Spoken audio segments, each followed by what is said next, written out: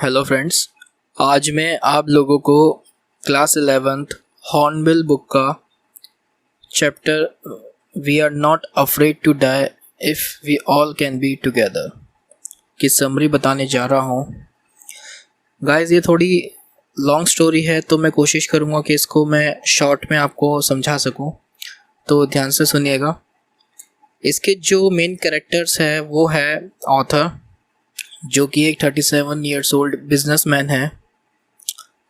उनकी वाइफ जिसका नाम मैरी है, उनका एक 6 साल का लड़का जिसका नाम जोनाथन है, और एक 7 साल की लड़की जिसका नाम सुजैन है। तो पूरी फैमिली एक सी जर्नी कंफर्म करती है कि उनको एक सी जर्नी पे जाना है, क्योंकि ऑथर चाहते हैं कि एक 200 साल पुराना रिकॉर्ड जो कि कैप्टन जेम्स कुक ने बनाया था पूरी दुनिया घूमने का, वो भी सी पर, तो उसका वो ब्रेक करना चाहते थे। तो इस वजह से वो एक सेम जर्नी को कंफर्म करता है अपनी फैमिली के साथ, और प्लाईमाउथ इंग्लैंड से वो निकल जाता है अपनी फैमिली के साथ। जो उनकी बोट होती है उनके खुद के द्वारा डिज़ाइन की गई होती है, जिसका नाम उन्होंने वेव वॉकर रखा होता है। और ये जो बोट थी ये बहुत ही सुंदर थी, बहुत अच्छे से वुडन फिनिश की थी। इसकी 23 मीटर की लंबाई थी और इसका वज़न तकरीबन 30 टन का था। जो ऑथर थे उन्होंने खुद ही 16 इयर्स का एक्सपीरियंस ले रखा था ब्रिटिश ओशन के अंदर, जहाँ पे वो अलग अलग तरीके से अलग अलग टेक्निक सीखते हैं, क्योंकि उनको एक सेलर बनना होता है। इस वजह से एक अच्छा खासा एक्सपीरियंस गेन करने के बाद वो अपनी जर्नी स्टार्ट करते हैं। और इसी के साथ साथ जो उनकी वेव वॉकर होती है उसको उन्होंने काफ़ी महीनों तक हार्डेस्ट से हार्डेस्ट रफ़ वेदर में उतार रखा था, जिससे उसकी टेस्टिंग हो जाए कि वो रफ़ से रफ़ वेदर को फेस आउट कर पाती है नहीं। तो वहाँ भी उनकी जो वेव वॉकर थी वो पास हो गई थी। तो ये सब करने के बाद जब वो स्टार्ट करते हैं अपनी जर्नी, तो उन्होंने अपनी जर्नी कुछ पार्ट्स में डिवाइड कर रखी होती है। उनकी जर्नी का जो पहला पार्ट होता है वो तकरीबन 1,05,000 किलोमीटर का होता है, जो कि वेस्ट कोस्ट ऑफ अफ्रीका से लेकर केप टाउन तक होता है। तो जब वो केप टाउन पहुंच जाते हैं, तो केप टाउन पहुंचने के बाद वो अपने साथ 2 क्रूमैन और रख लेते हैं। वो उस वजह से क्योंकि उसके आगे की जो जर्नी थी वहाँ पे सदर्न इंडियन ओशन आने वाला था, जहाँ पे जो वेदर होता है वो बहुत हार्श माना जाता है। तो इस वजह से वो अपने साथ 2 क्रूमैन रख लेते हैं, जिनका नाम अमेरिकन लैरी विजिल होता है और दूसरे का नाम स्विस हर्ब सेगलर होता है। तो जब वो अगले दिन केप टाउन से निकल जा चुके होते हैं, तो 3500 किलोमीटर कवर करने के बाद जो वेदर होता है अचानक से ख़राब होना शुरू हो जाता है। ऑथर को वेदर की कोई प्रॉब्लम नहीं थी, क्योंकि जो उनकी वेव वॉकर थी वो इजीली वो स्पीडी विंड्स को हैंडल कर सकती थी। बट जो मेन प्रॉब्लम थी ऑथर के लिए वो थी लंबी लंबी वेव्स, क्योंकि वेव्स तकरीबन 15-15 मीटर तक की आ रही थी। तो ऑथर को बहुत ज़्यादा प्रॉब्लम होने वाली थी इस वजह से। तो उसके बाद क्या होता है, जो वो वेव्स होती है उनकी जो हाइट होती है वो एक्चुअल उनकी वेव वॉकर के सेंट्रल पोल से भी लंबी होती है। ऑथर हम सबको बताते हैं कि 25 दिसंबर को उन्होंने अपनी फैमिली के साथ बहुत अच्छे से क्रिसमस सेलिब्रेट किया था। हालांकि वेदर बहुत ख़राब था, स्टिल उन्होंने सेलिब्रेट किया और क्रिसमस ट्री भी लगाया था अपनी बोट पर। और ये जो वेदर था कंटिन्यूसली 25 दिसंबर से 1 जनवरी तक ऐसे ही चलता रहा। इनफैक्ट डे बाय डे और ज़्यादा वर्स्ट होता रहा। मौसम इतना ज़्यादा ख़राब हो गया था 1 जनवरी तक कि बहुत ज़्यादा हवा चलने लगी थी और बहुत ज़्यादा अब वेव्स आने लगी थी। तो ऑथर ने क्या करा, अपनी बोट के सारे स्टॉर्म जिप जो होते हैं, स्टॉर्म जिप का मतलब होता है वो कपड़े के जो फ्लैक्स होते हैं जिससे डायरेक्शन वगैरह दी जाती बोट को और स्पीड कंट्रोल की जाती है। तो वो जितने भी स्टॉर्म जिप थे वो सारे उतार दिए थे, ठीक है। फिर भी वेव्स और हवा इतनी ज़्यादा थी कि शिप बहुत तेज़ आगे जाने लगी। उन्हें एक वास्ट ओशियन को देखने को मिला जो कंटिन्यूसली उनकी तरफ आ रहा था।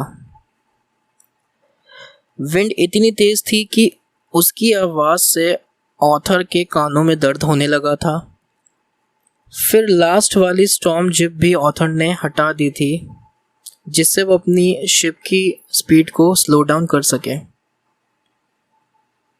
फिर वो एक हैवी रोप से पूरे शिप की बैक साइड को एक लूप की तरह से बांध देते हैं जिससे उन सारे सामानों को अच्छी सी स्ट्रेंथ मिले और कोई भी अगर तूफान आ रहा है तो वहाँ पे डैमेज ना हो। इसके बाद वो सारी चीज़ों को डबल लैश कर लेते हैं। डबल लैश मतलब अच्छे से उनको बांध लेते हैं और इसके साथ साथ वो अपने आप को भी उस रोप से कस के बांध लेते हैं और एक लाइफ जैकेट भी पहन लेते हैं। इसके बाद फर्स्ट डिज़ास्टर आता है ऑथर के पास, जो कि तकरीबन शाम के 6 बजे आता है। अचानक से जो एनवायरनमेंट होता है वो बहुत ज़्यादा शांत हो जाता है। विंड स्पीड कम हो जाती है और स्काई डार्क हो जाता है। फिर उन्हें एक क्लाउड पास आता नज़र आता है। ऑथर को बाद में पता चलता है कि वो कोई क्लाउड नहीं बल्कि एक बड़ी वेव है।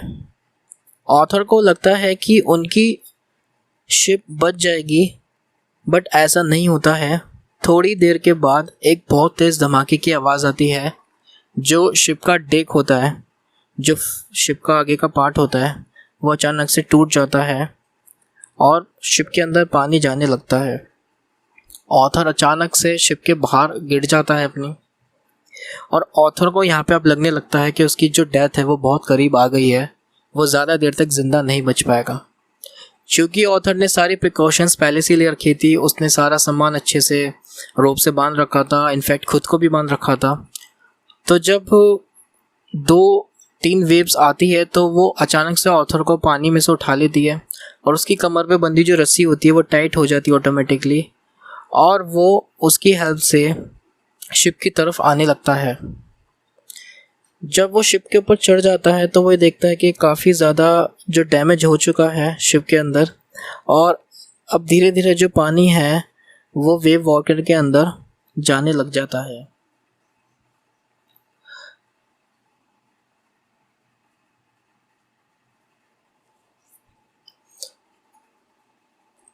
जब ऑथर शिप के ऊपर आ जाता है तो उसके बाद बहुत तेज़ आंधी तूफान चलने लग जाता है और ऑथर एक डॉल की तरह शिप के ऊपर एक जगह से दूसरी जगह गिरने लग जाता है।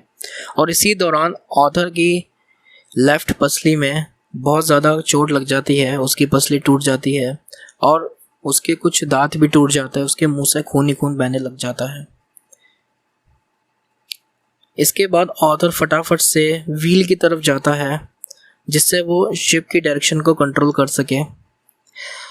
और जब उन्हें फील होता है कि उनकी शिप के नीचे पानी इतना ज़्यादा भर चुका है तो उनके में हिम्मत भी नहीं होती नीचे जाके चेक करने की, क्योंकि अगर वो नीचे जाते तो उनको अपना व्हील छोड़ना पड़ता और शिप किसी भी वक्त पलट सकती थी। तो उस वजह से वो व्हील को छोड़ के कहीं भी नहीं जाते। अचानक से वो देखते थोड़ी देर बाद सामने डेक में से एक डोर के अंदर से आवाज़ आती है और उसमें से उनकी वाइफ निकलती है बाहर, मैरी। वो ऑथर को बोलती है कि शिप में पानी भरना शुरू हो गया है और सारा जो सामान है वो ख़राब होने लग गया है। वो बहुत ज़्यादा घबराई होती है। डेक जो होता है शिप का वो अच्छे से टूट चुका होता है। तो फटाफट से ऑथर अपनी वाइफ को बोलता है कि आप थोड़ी देर के लिए व्हील संभाल लीजिए। जैसे उसकी वाइफ व्हील कंट्रोल करती है तो फटाफट से ऑथर जैसे तैसे हिम्मत करके शिप के नीचे जाता है और वहाँ से अपने बच्चों के कैबिन में घुस जाता है। वहाँ पे वो ये पता करता है कि उसके बच्चे सही सलामत है या नहीं। तो वहाँ से उसको पता लगता है कि उसकी जो डॉटर है सुज़ैन, उसके सर पे जो है एक बम्प आ गया है झटके की वजह से, और उसकी आंखों के आसपास का जो पोर्शन है वो ब्लैक हो गया है। उसके बाद ऑथर के पास इतना भी टाइम नहीं होता कि वो और कुछ बात कर पाए अपने बच्चों से। फटाफट से ऑथर जो है वहाँ से निकलता है और फटाफट से वो अलग अलग टूल्स को इकट्ठे करता है, जैसे कि हैमर, स्क्रू और कैनवस। और इन टूल्स की मदद से वो क्या करता है, जो चारबोर्ड होता है उसके साइड को रिपेयर करने लग जाता है। चारबोर्ड के किनारों पे जो एक बाउंड्री लाइन बन जाती है, जो एक गैप बन जाता है, उसके ऊपर वो एक प्रोटेक्टिव लेयर बनाने की कोशिश करता ऑथर, जिससे बाहर से पानी शिप के अंदर ना आ सके।